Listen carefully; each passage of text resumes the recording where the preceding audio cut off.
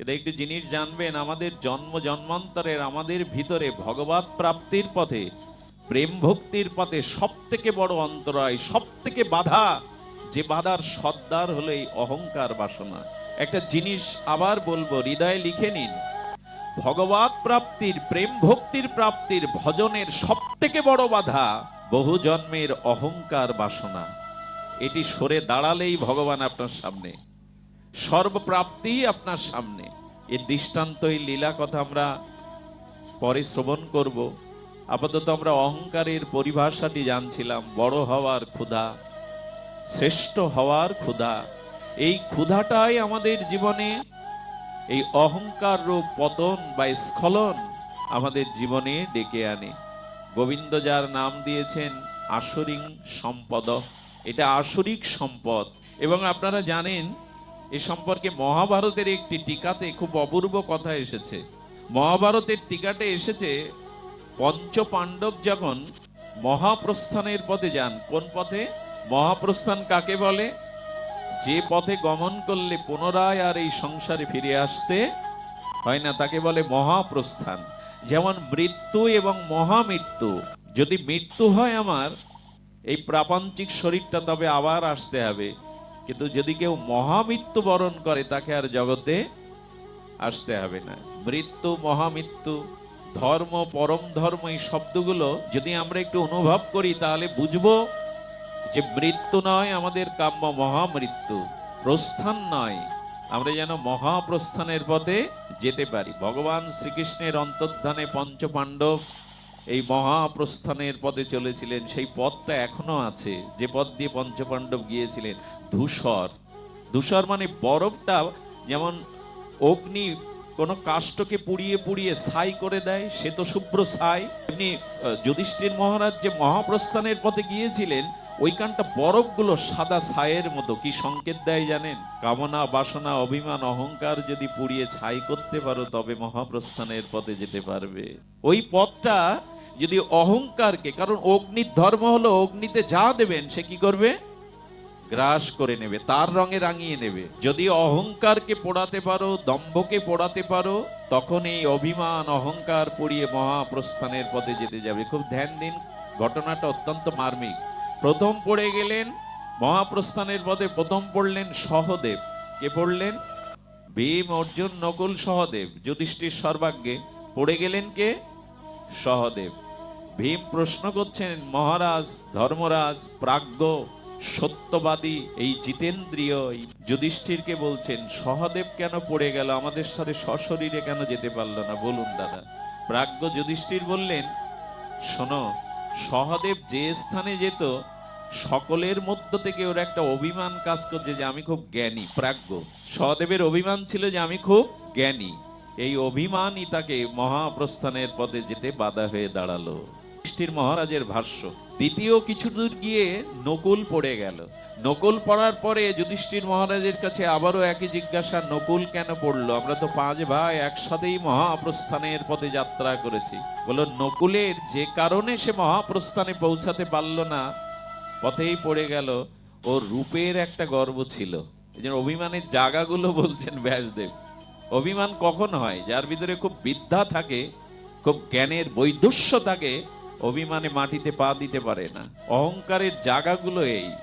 মহাভারত গল্প কাহিনী নয়, আমাদের দার্শনিক তত্ত্ব বিচারে অসামান্য গ্রন্থ। কৃষ্ণদৈবান বেদব্যাস বলছেন, অহংকার কোথায় আসে, তার জায়গাগুলি কোথায়। আমি কিন্তু আগেই বলেছি, কুয়াশা সরে গেলেই সূর্যের আলো প্রকাশ হবে, অহংকার সরে গেলেই ভগবত প্রাপ্তি হবে। অহংকারই বাধা, সর্ববাধার মূল বাধা অহংকার বাসনা।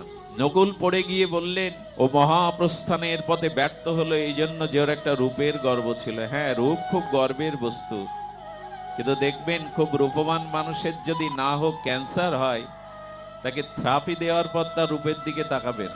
থেরাপি দেওয়ার পরে দেখবেন যে ক্যান্সারগ্রস্ত মানুষের রূপ মাধুর্য। মনীষা কৈরালার কথা মনে আছে আপনাদের? বোম্বের অন্যতম সুন্দরী নায়িকা, ইনার শ্রীলঙ্কাতেই ওনার জন্মস্থান। মনীষা কৈরালা রাজ পরিবারের মেয়ে, বলিউড কাঁপিয়েছেন উনি এক সময়। বলি, এ কথা এই আসরে বলছো কেন? আমি দেখেছিলাম ক্যান্সারের পরে উনি যখন চিকিৎসা নিয়ে আসেন, যে রূপে কোটি কোটি যুবকরা উত্তাল হয়ে যেত, পদ্মা কাঁপানো মৈনিষা করিলার দিকে তাকানো যেত না। বিভৎস যেন পুড়ে গেছে রূপ। কিসের অভিমান? রূপের গর্ব থাকার কারণে নকুল পড়ে গেল। কিছু দূর গিয়ে পড়ল তৃতীয় পাণ্ডব বিশ্ববিজয়ী অর্জুন। বিশ্ববিজয়কারী অর্জুনও পড়ে গেল। ভীম বিস্ময় প্রকাশ করে প্রশ্ন করছে, দাদা বলুন কেন? বলে, ভীম যখন রণক্ষেত্রে দাঁড়াতো, যুদ্ধক্ষেত্রে দাঁড়াতো, তার বুকের ভিতরে গজগজ করতে এই অহংকার, আমার থেকে ধনুর্বীর এ জগতে দ্বিতীয় নাই, আমার থেকে ধনুর্ধারী এ জগতে দ্বিতীয় নাই। সারা পৃথিবীর দিকে একবার দৃষ্টি দিন, অহংকার যেখানে যত বেশি হয়েছে তার পরিণাম খুব ভালো হয়নি। পারিপার্শ্বিকের দিকে দৃষ্টি দেন, জগতের দিকে দৃষ্টি দেন, পরিপ্রেক্ষিত দেখুন, অহংকারের পরিণতি কোথায় চলে যায়। ভাগবত কোনো সাধারণ আসর নয়, এটি অন্যান্য পূজা পার্বণের মতো নয়। ভাগবত আমাদের জীবনকে গড়ে দেয়, আমাদের আত্মকল্যাণের পথ রচনা করে দেয়। হাত ধরে ভাগবত ভগবানের প্রেম মন্দিরে চরণে পৌঁছে দেয় আমাদের। বাধা শুধু এইটি, অর্জুনের মধ্যে বীরত্বের, ধনুর্ধারী বিশ্বজয়ী এই অভিমান ছিল। আচ্ছা দেখবেন, মানুষের ভিতরে যখন কোনো গর্বের বিষয় এসে, অহং এসে দেখা দেয়, সে ধরাকে সরা জ্ঞান করতে থাকে। অর্জুন একবার এক মেঠো পথ ধরে যাচ্ছেন, কৃষক ওখানে চাষবাস করছিল। তো অর্জুনের মুখ দেখে, অভিমানের প্রকাশ দেখে বলছেন, আপনি তৃতীয় পাণ্ডব বিশ্ববিজয়ী অর্জুন? বলে, হ্যাঁ। আচ্ছা, আপনি বিশ্ববিজয় করেছেন, আপনি কুরুক্ষেত্রের মহানায়ক, এক কাজ করুন তো, আমার সাথে প্রমাণ দিন তো আপনার বীর্যবত্তার, আপনার বীরত্বের। উনি হেসে উঠেছেন, আরে তুমি মূর্খ চাষা, তোমার সাথে কি বীরত্বের পরিচয় দেব? বলে, আসুন না। সেই কৃষকের কাছেই অর্জুন সেদিন পরাস্ত হয়েছিলেন, সেই কৃষকের কাছেই সেদিন পরাস্ত হয়েছিলেন। আমি একটু অনুরোধ করে রাখি, না আমার ওই অভিমান নেই যে আমাকে এত সময় দিতে হবে। আমাদের শ্রদ্ধেয় জয়দেব দাদা, ভালোবাসি প্রাণ দিয়ে, উনি এই মঠে এনেছেন। অনেকদিন এই পথ দিয়ে প্রায় যাই, মঠটার দিকে তাকায়, এত প্রাচীন মঠ, স্বনামধন্য মঠ, জেনে বুকটা গর্বে ভরে গেল। এতটা জায়গা আপনারা মায়ের মতো আগলে রেখেছেন এই প্রাচীন প্রতিষ্ঠানকে। জয়দেব দাকে বলবো, দাদা যদি আমার সময় যতটুকু আপনি জানিয়ে দেবেন, আমি আধা ঘন্টা বললেও শ্রেয়, যাতে পরবর্তী কর্মগুলো বাধাগ্রস্ত না হয়। আমি এমন নয় যে আমি এসেছি আমাকে এই সময় দিতে হবে, আমি এমন নয়, আমাকে বললেই থেমে যাব। তা আপনি দয়া করে কমিটি আপনাকে জানিয়ে দেবেন যখন আপনাদের সময় হবে। তো আমরা কৃষকের কাছে পরাজিত অর্জুন অবনত মস্তকে, আর পরাজিত যেমন অবনত মস্তকে লজ্জিত মুখে মাটির দিকে চেয়ে আছে। মাটিতে মিশে যেতে পারলেই যেন তার ভালো হতো। কৃষক অর্জুনের হাত ধরে একটা কথা বলেছিলেন, পার্থ, তুমি কুরুক্ষেত্রের রণাঙ্গনে জয়ী হতে পারো না, পার্থ সারথীর কারণে জয়ী হয়েছে। তুমি জয়ী হতে পারো না, এই জন্য পার্থ সারথী নামটা আমার খুব ভালো লাগে। সারথীর জন্যই পার্থ জয়ী হয়েছে। আচ্ছা, আমি যে এখন দুটো বাক্য প্রবচন দ্বারা আপনাদের কর্ণকে তৃপ্ত করার চেষ্টা করছি, যদি মনে করি বক্তা আমি, যদি মনে করি বক্তা আমি, জীবনের সর্বমারাত্মক ভুলটা করে বসবো। কারণ আমার ওষ্ঠ থাকবে, আমার শরীর থাকবে, নখ থেকে চুল পর্যন্ত সব থাকবে।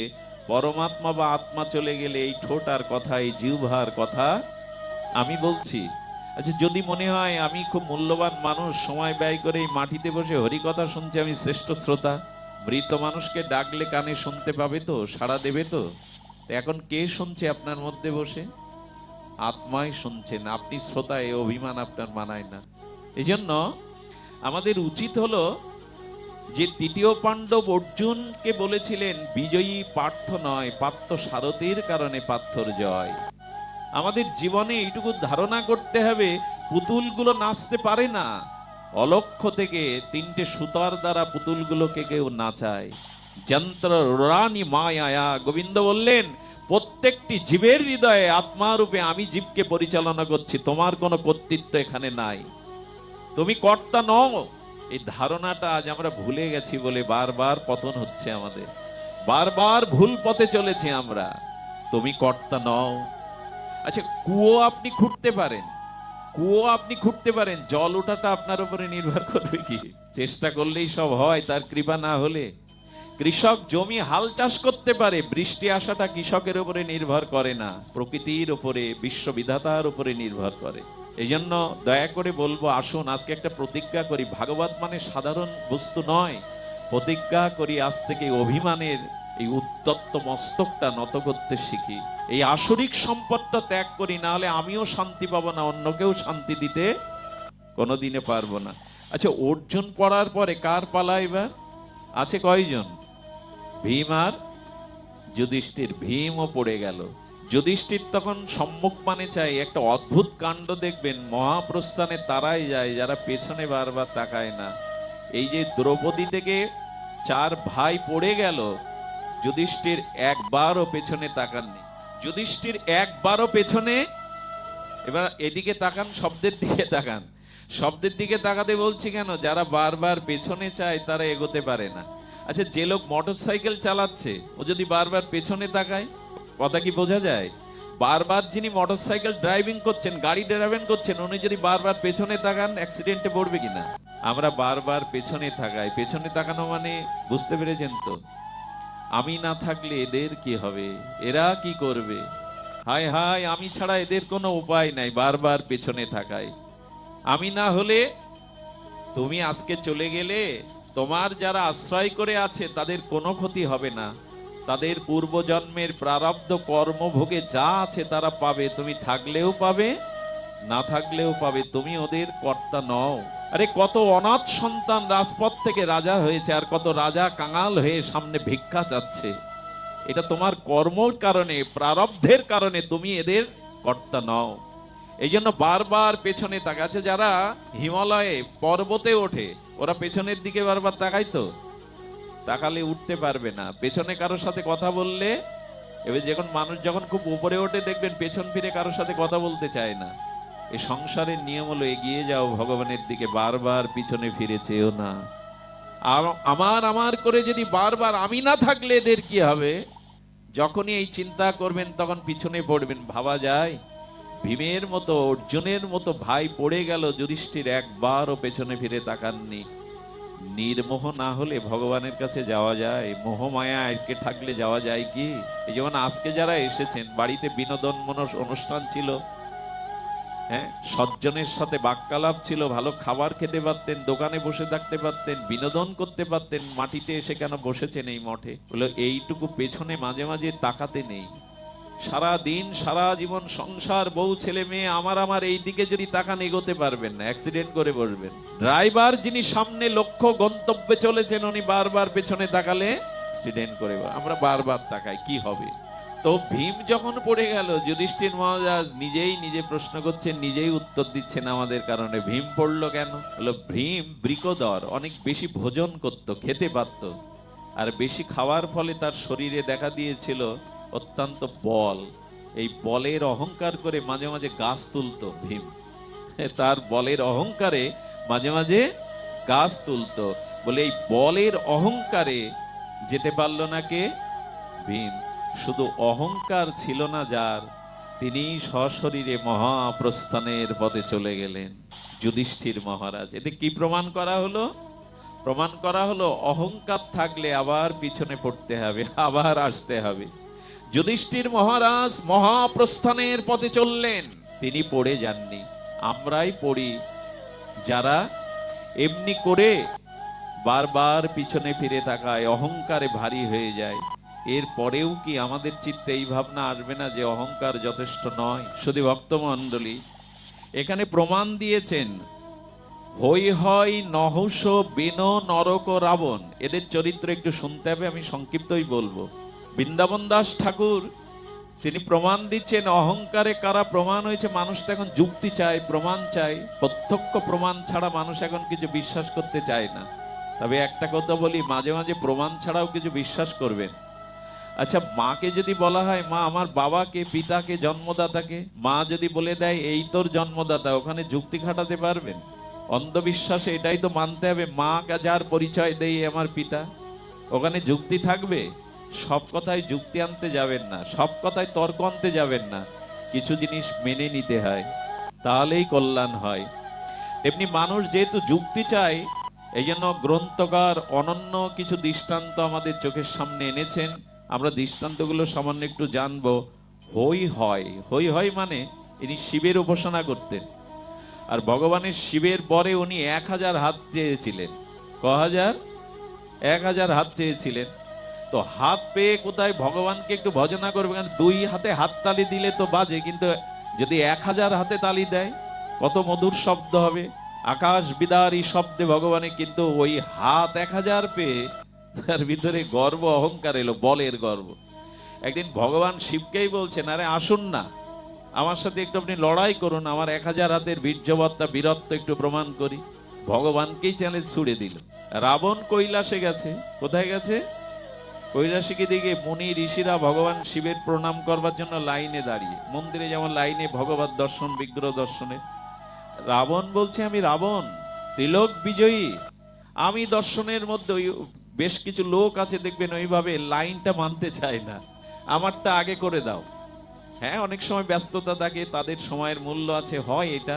কিন্তু মন্দিরে মাঝে মাঝে আমার ওই অভিমান দেখা যায়। আমি যদি কোনো মন্দিরে যাই, কি মনে হয় জানেন, লাইনে দাঁড়িয়ে নিশ্চয়ই পূজারী, আমি পাঠক, ও জানে আমাকে ডেকে আগে নেবে, মালাটা দেবে, তখন নিজের গালে চড় মারতে ইচ্ছা করে। এই পরিচয় এখানে নয়, ভগবানের দুয়ারে তুমিও দর্শনার্থী।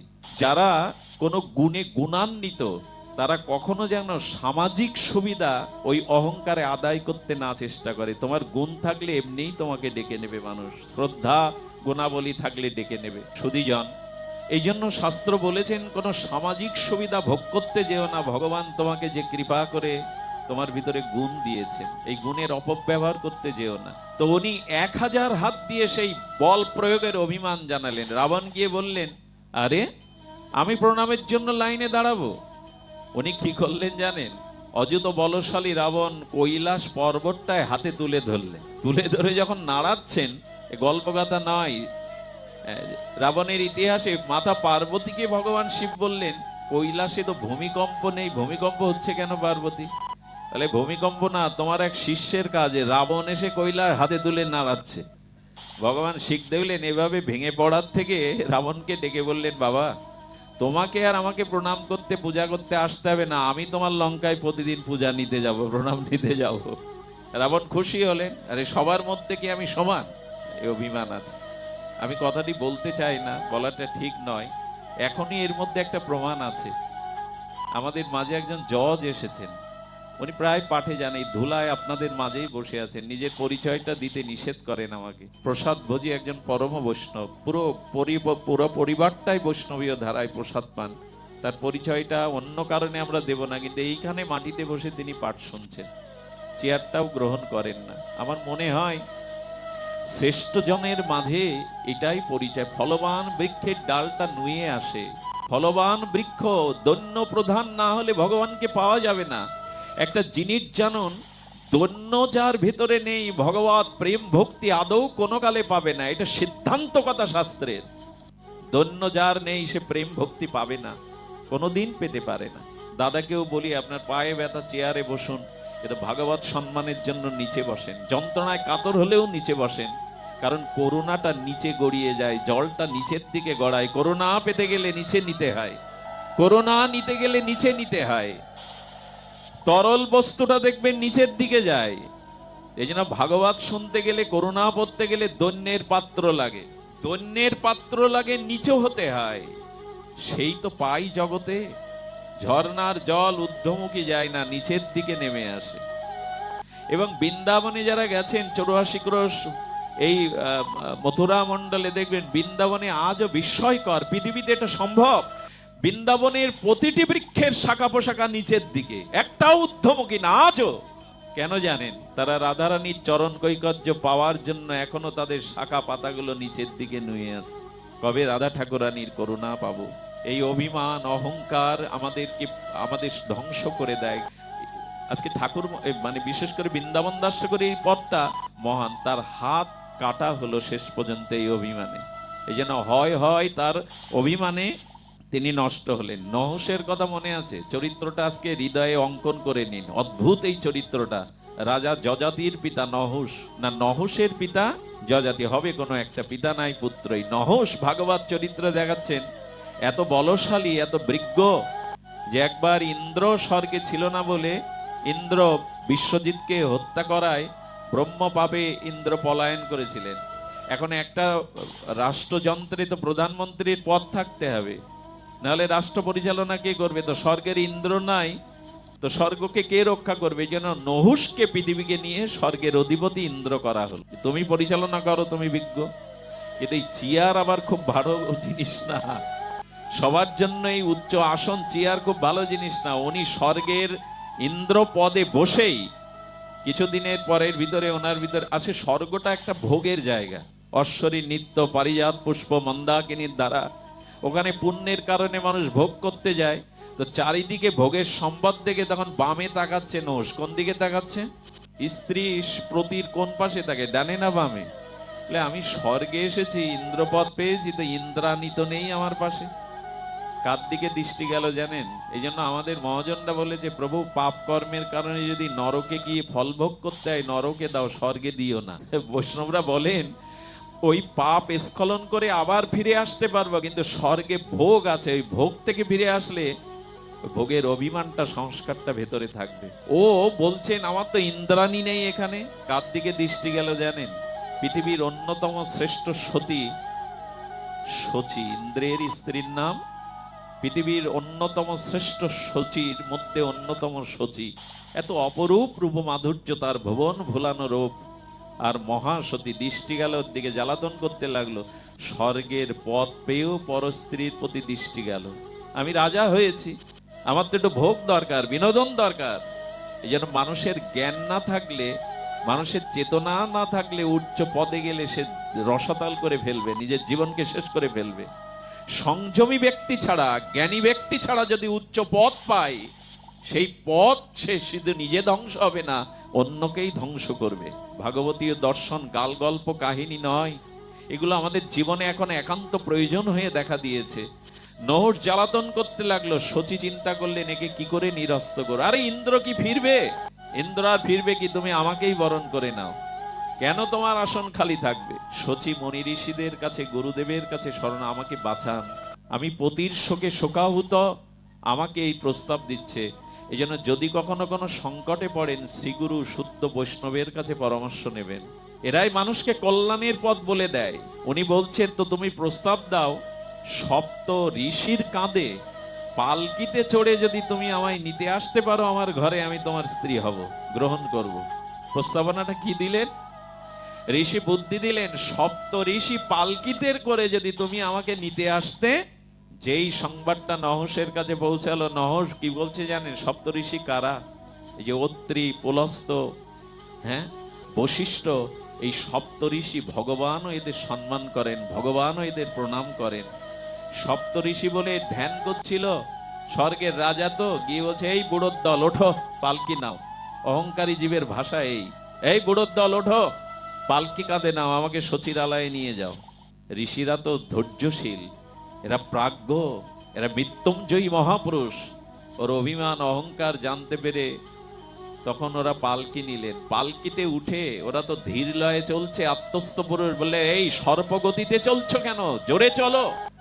যেই এই অভিমান করে কথা বলেছে, আর তার মধ্যে অগস্ত্য ঋষি বললেন, যা সর্পনামটা উচ্চারণ করলি না, এই মুহূর্তে পৃথিবীতে বড় সর্প হয়ে জন্ম নে, যা। সঙ্গে সঙ্গে সর্প হয়ে গেল এই নহুষ। অহংকারের পরিণতি এই। ভাগবত দৃষ্টান্ত দিচ্ছে, কোথায় স্বর্গের ইন্দ্রপদ থেকে পৃথিবীতে সর্প হয়ে জন্ম নিতে হলো। একটা জিনিস আপনাদের কাছে হাত জোড় করে অনুরোধ করি, কোন মহৎকে মর্যাদা লঙ্ঘন করবেন না। কোন সৎ সাধু মহৎকে কখনো মর্যাদা, আপনার জীবনে 5টা জিনিসের ধ্বংস ডেকে আনবে যদি কোনো মহৎ অতিক্রম করেন। আপনি কোন শ্রেষ্ঠ জনকে, কোন মহৎ জনকে যদি আপনি অপমান করেন, অতিক্রম করেন, মর্যাদা লঙ্ঘন করেন, আপনার জীবনে 5টি জিনিস বিনষ্ট হবে। ভাগবত বলছেন, আয়ু শ্রীং যশা ধর্মং লোকানো আশিস এবচ হন্তি শ্রেয়াংশি সর্বাণি বংশ মহতিক্রম। ভাগবত বললেন, যারা মহৎকে অবজ্ঞা করে, শ্রেষ্ঠকে অবজ্ঞা করে, তাদের 5টি জিনিস নষ্ট হয়। প্রথমে শ্রী, তার ভেতরে যে সৌন্দর্য, সেই শ্রী নষ্ট হয়। যশ নষ্ট হয়, অর্থাৎ তার খ্যাতি নষ্ট হয়। আয়ু নষ্ট হয়, যশ শ্রী খ্যাতি, এবং ধর্ম নষ্ট হয় তার। যখন কেউ মহৎকে অবজ্ঞা করে, রাবণের পরাজয় হতো না সীতার দিকে কুদৃষ্টি না দিলে। মহৎকে অবজ্ঞা, জগৎলক্ষ্মীকে অবজ্ঞা। কুরুক্ষেত্রে দুর্যোধন দুঃশাসন বধ হতে পারত না দ্রৌপদীর কেশ না ধরলে, চুল না ধরলে। এই জন্য যখনই আপনি মহৎ অবজ্ঞা করবেন আপনার ধর্ম নষ্ট হবে। আর ধর্ম নষ্ট হলে তার থাকেটা কি? ধর্মই তো রক্ষা করে, ধর্মই আমাদের রক্ষা করে। যা ধারণ করলে মানুষের পতন হয় না তার নাম ধর্ম। আর ইহকাল পরকালের সমস্ত কল্যাণ বিনষ্ট হয় যদি কেউ মহৎ অতিক্রম করে। অনুরোধ করব, জীবনে যাই করুন, আরে অন্য পাপ তাপ করলে আপনি ক্ষমা পাবেন, কিন্তু মহৎকে অবজ্ঞা করবেন না। মহৎ অবজ্ঞা যদি হয়, ভাগবতে কি বলেছেন চৈতন্য চরিতামৃতে, বৈষ্ণব চরণে যদি হয় ক্ষুদ্র অপরাধ, মহামহা ভজনতে পড়ে যাবে বাদ। তুমি যতই ভজন করো, বৈষ্ণব চরণে যদি তোমার অপরাধ হয় তো ভজন হতে তুমি বাদ পড়ে যাবে। সুধীবৃন্দ, আমি সময় বেশি না নিয়ে সার সংক্ষেপ শুধু আপনাদের বলবো, যে কথা বারবার চেষ্টা করছি আমি তুলে ধরার, সেই বিষয়টি হলো এই যে মহৎ অবজ্ঞা অহংকার থেকেই আসে। অহংকার কখনো কাউকে শ্রেষ্ঠ মানতে শেখায় না। নিজেই শ্রেষ্ঠ, আর রূপ আছে, গর্ব আছে, বিদ্যা আছে, এগুলি তার জীবনে এই অহংকারের মালা হয়ে সে গলায় পড়ে থাকে, মাথা নত করতে পারে না। যেন বিশ্বকবির এই পয়েটটা আমার খুব প্রিয়, আমার মাথা নত করে দাও হে তোমার চরণ ধুলার তলে, সকল অহংকার হে আমায় ডোবাও চোখে। এ ভাষা বেদের ভাষা, এ ভাষা উপনিষদের ভাষা। বিশ্বকবি রবীন্দ্রনাথ তার চিন্তা চেতনা এটাই লালন করেছিলেন, আমার মাথা নত করে দাও হে তোমার চরণ ধুলার তলে। আচ্ছা, কবি নজরুল আবার এ কথা বললেন কেন? বল বীর চির উন্নত মম। উনি মাথা তুলতে চাইছেন কেন? রবীন্দ্রনাথ মাথা নত করতে চাইছেন কেন? দুইজন তো আমাদের কাছে প্রণাম্য, আইডিয়াল, পথপ্রদর্শক। অবশ্য গোপীনাথ ব্রহ্মচারী এই কথাটি বলেছেন, খুব ভালো লেগেছে আমার। উনি বললেন, যেখানে অন্যায়, যেখানে আত্মরক্ষা, ধর্মরক্ষা, স্বজাতি রক্ষা, ওখানে উন্নত মস্তকানো। ওখানে যদি দেশের কারণে, দশের কারণে মৃত্যুবরণ করো, তুমি বিজয়ী হবে। অন্যায়ের প্রতিবাদে দেশ, ধর্ম, মাতৃজাতি রক্ষার জন্য, ধর্ম রক্ষার জন্য উন্নত শির করো, কিন্তু সাধুগুরু বৈষ্ণব শ্রেষ্ঠ পেলে তাদের চরণে মাথা নত করো। মাথাটা এক জায়গায় নত করতে বলছেন, আর এক জায়গায় উচ্চ করতে বলছেন। দুইজনই প্রণাম্য দিক দর্শনকারী কবি। এর অর্থই হলো এই, ধর্ম রক্ষার জন্য, মাতৃজাতি রক্ষার জন্য, মন্দির রক্ষার জন্য মাথাটা উঁচু করো, ভীরুর মতো পলায়ন করো না। আর যদি পারো সাধুগুরু বৈষ্ণবের কাছে, মহতের কাছে, শ্রেষ্ঠের কাছে তুমি মাথা নত করো। তো এই জন্য নহসের পতন হলো। দ্বিতীয় প্রমাণ কি দিচ্ছেন? বেন ছিল ভাগবত চরিত্রের অন্যতম ভারতের রাজা। বলেন, এই যজ্ঞ বন্ধ করে দাও, যজ্ঞে ওই ঘি পুড়িয়ে, যজ্ঞের ওই জব পুড়িয়ে, ধান পুড়িয়ে নষ্ট না করে সব আমাকে দাও। রাজা এখন যজ্ঞ বন্ধ করে দিল, তাতে বসুমাতার ফসলও দিল না। একটা জিনিস জানবেন, যে দেশে, যে গ্রামে, যে রাষ্ট্রে ভগবানের উদ্দেশ্যে কিছু ব্যয় হয় না, ওইখানে ধরিত্রী বসুন্ধরাও কৃপণ হয়ে যায়, ফসল দিতে চায় না। ভগবানকে দাওনি, আমি তো ভগবানের স্ত্রী। এই বসুমাতা হলো ভগবানের সহধর্মিনী, তো পতিকে ভালোবাসো না, তো আমি তোমায় ভালোবাসতে যাব কেন?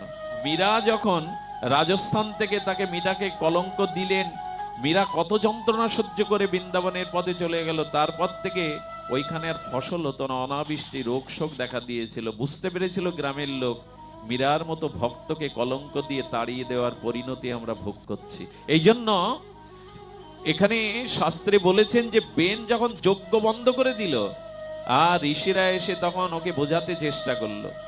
বোঝাতে চেষ্টা করার পরে বেন কোন রকমেই মেনে নিল না। যখন মানল না, তখন ঋষিরা একটা তাড়া লাগিয়ে দিয়েছিলেন। এই তাড়াতেই বেন প্রাণ ত্যাগ করে। অভিমান, অহংকারের পতনের দৃষ্টান্ত দিচ্ছেন। আর সব থেকে বড় প্রমাণ রাবণ।